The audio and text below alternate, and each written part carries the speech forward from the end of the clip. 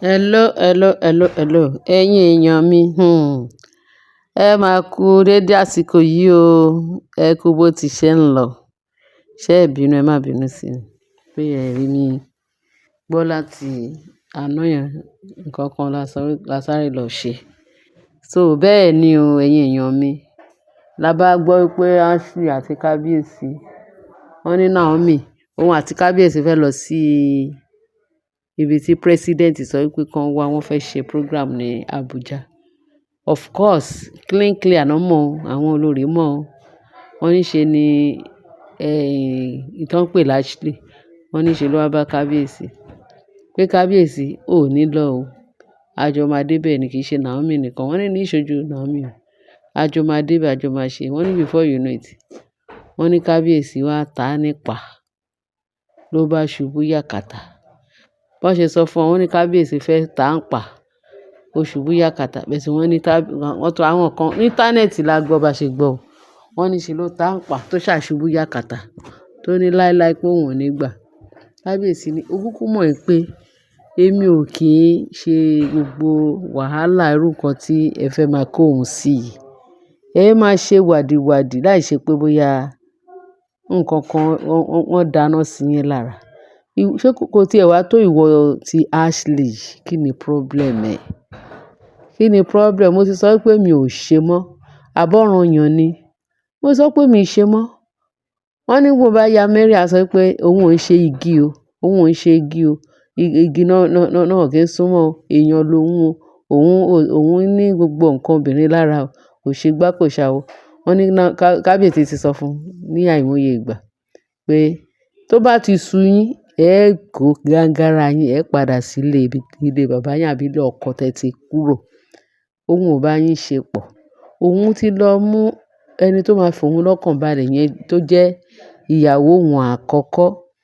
First wife òun tóun ti lọ mú padà pé kó lè fòun lọ́kàn balẹ̀. Àbí kó lè sọ kẹ́mi òun lè gùn. Pé wàhálà àwọn olórí yẹn ó ti pọ̀ jù. Pé therefore. Wọ́n ní Kábíyèsí wá sọ fún un pé wàhálà yín ti pọ̀ jù. Èmi ò ní intention láti fọwọ́ kàn àbí láti ta ẹ́ nípa. Ó dáa. Nǹkan tó kàn ṣẹlẹ̀ ni pé tí ó bá ti wọ̀ fún ẹ, jókòó ń jókòó ara ẹ. Má sún mọ́ ibi tí mo wà. Pàápàá jùlọ tó bá rí èmi àti ìyàwó mi tí a bá wà papọ̀, mi ò fẹ́ rí yín ń bẹ̀. Ó ní nǹkan tó ta òun lára tó fẹ́ ta ẹ́ padà nìyẹn. Ó ní láti èní lọ. Nígbà tí ẹ bá tún rí Naomi ní ẹ̀gbẹ́ mi àbó wá sáàfin, eléyìí gan ti kọ yín lọ́gbọ́n pé ẹ ní súnmọ́ mi débi pé máa súnmọ́ Naomi. Òun ti sọ gbogbo ẹ̀ fún yín, ó ti gbọ́rọ́ pé gbogbo ìtẹ́ ìṣe yẹn. Ìjọ́ kìíní àná tí ìyá Naomi wá sáàfin tó pariwo lé yín, obìnrin yẹn ó ti fẹ́ pín lẹ́mi. Ṣé ó dìgbà tí wọ́n bá ti ọbẹ̀ bọ̀ yín lọ́rùn kẹ́ tó mọ nǹkan tí òun mean àbí nǹkan tí ẹ̀ ń pé nǹkan tí ẹ̀ ń ṣe pé kò da tóun bá ní nǹkan tí ẹ̀ ń ṣe ò da. Ẹ ní rárá. Kí lẹ fi òun pè náà? Ẹ fẹ́ tán òun sùúrù ni. Ẹ fẹ́ tán òun sùúrù. Òun sọ, òun ṣe. Ẹlẹ́ni gbọ́. Pé mo ti sọ fún gbogbo yín sí yín pé mi ò fẹ́ rí sàkání mi mọ́. Tẹ bá dẹ̀ kúrò ní ààfin, ẹ jókòó. Tẹ bá dẹ̀ ní ẹ máa kúrò, ẹ gbọ̀nà lé yín. Àbí nǹkan mìíràn wà níbẹ̀ ni. Nǹkan tó máa lé yín, nǹkan tó dẹ̀ máa fìyà jẹ yín, máa fìyà jẹ yín. Bẹ́ẹ̀ tí kóun sọ pé òun lọ bí kan kẹ́ tó wá máa fún òun ní headache. Ó dáyé àtúnwá. Wọ́n ní sì yín ò kí máa ṣe kékeré o. Wọ́n ní Kábíyèsí ó kàn gba iná jẹ, ó ti gbóró gidi gan. Ìyàwó ẹ̀ náà wọ́n ti kọ lóró, ìyẹn Naomi. Wọ́n ti kọ́ra wọn lóró pé ìta àwọn people yìí tán victimize wọn ti pọ̀ jù o. Wọ́n ní tí a bá lé ní bá ní, ṣé bí ìwọ̀n lèèyàn ń bá ní ṣọ̀tá mu. Ẹ wá sóyàn títí tẹ kan gírí. Tó bá máa yíjú padà fún yín. Ẹbí nǹkan kí nǹkan tó bá wà lọ́wọ́ ẹ̀ ló máa fi harm yín. Ìwọ wá ń sọ wípé wọ́n ní Kábíyèsí tarí ẹ̀, ó tẹ̀ mọ́ ló ṣe gbọ́ ṣàwọ̀ àbó ó ta ń pa. Ó ń pẹ́ kó tó ta nípa kó tó tàkìtì sí gbòòrò nìṣọ̀. Kí ló dé? Kábíyèsí ní tẹ́ ẹ bá fi mí lọ́rùn lẹ̀. Ìtọ́jú bẹ́ẹ̀ lọ. pé kó má lọ ṣẹlẹ̀ sí yín. Ṣé ó dìgbà tí nǹkan kan bá ṣe ẹnìkan nínú yín? Tí nǹkan kan bá tiẹ̀ fẹ́ ṣe yín, ẹ jẹ́ kó lọ ṣe yín níta àbí kó ṣe yín ní síbi tí kì í ṣe ààfin òun o. Kì í ṣe ààfin òun ní gbogbo nǹkan kí nǹkan tí ó fẹ́ ṣẹlẹ̀ sí yín torí ẹ ní gbọ́ràn. Ẹ ti di ewúrẹ́ aláìgbọ́ràn. Ní kí ló dé? Wọ́n so bàbá náà ṣe máa ń sọ pé wọ́n bí Tóyin mẹ́ja fún èmi àti yín ni. Wọ́n ní kábíyèsí sọ bẹ́ẹ̀. Tó kò tí ẹ̀ sí ṣíṣe kò sáì ṣe.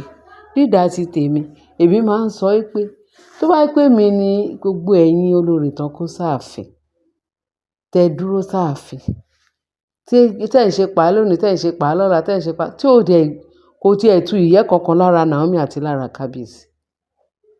Ẹ ṣe pé kò sú yín ni. Ẹ mọ̀ pé tí Ọlọ́run bá máa dé sí yín, kó má sọ pé kábíyèsí ni torí gbogbo ayé ti gbọ́ gbogbo nǹkan tó ń ṣẹlẹ̀. Kò sí ibi tí ọ̀rọ̀ yìí ò dé. Ṣé inú íńtánẹ́ẹ̀tì la fẹ́ sọ ni? Láti gbọ́ pé àwọn olórí kábíyèsí tó ṣẹ̀ṣẹ̀ gbé níyàwó sáàfin pé túláàsì ni wọ́n. Wọ́n sọ wọ́n ṣe lẹ́ẹ̀ní kọ́ra yín ní ẹ̀ní fúnra yín lọ́pọlọ. Ẹ̀ní fúnra yín ní advice tó yẹ yín. Gbogbo bẹ́ ṣe ń ṣe tẹ̀ ń ṣe pàápàá tí gbogbo ẹ̀ kún bounce back. Ó yẹ kí ẹ fi máa encourage ara yín, kí ẹ fi máa sọ, kí ẹ fi máa kìlọ̀ fúnra yín pé kò dìgbà pé wọ́n sọ fún yín, kò dìgbà pé kábíyèsí sọ̀rọ̀. Kò dìgbà pé kábíyèsí sọ̀rọ̀ kí ẹ tó mọ̀ wọ́n ara yín. Gbogbo nǹkan tẹ́ ṣe yẹn ó yẹ ó ti kọ yín lọ́gbọ́n, kó ti fún yín advice kí ẹ yá tètè tọwọ́ ọmọ yín bá ṣe. Ṣùgbọ́n ẹ̀yin ní là. Kò burú. Wọ́n ní nǹkan tí èèyàn ń wá ní, nǹkan tí ẹ̀ ń wá nídìí akọ̀ṣù ẹ rí nídìí ewùrà. Ǹjẹ́ kò jẹ́jẹ́ bẹ́ẹ̀? Kò jù bẹ́ẹ̀ lọ. Wọ́n ní kẹ́ stop, kẹ́ tọwọ́ ọmọ yín bá ṣe ní là. Wọ́n ní Queen Naomi ń sìn alálà. Ṣé ẹ mọ̀ pé tẹ́lẹ̀ tí wọ́n ti ṣẹ̀ báyìí, wọ́n sáré lọ sọ́dọ̀ Queen Naomi. Queen Naomi ẹ gbà wá o, ọmọ àwọn sick o, ẹ gbàdúrà fún. Queen Naomi á lè gbàdúrà fún pẹ̀lú gẹ́gẹ́ bí inú kan. Queen Naomi mo wá tọrọ ìdáríjì o, wá dáríjì wá o, wá ṣe o.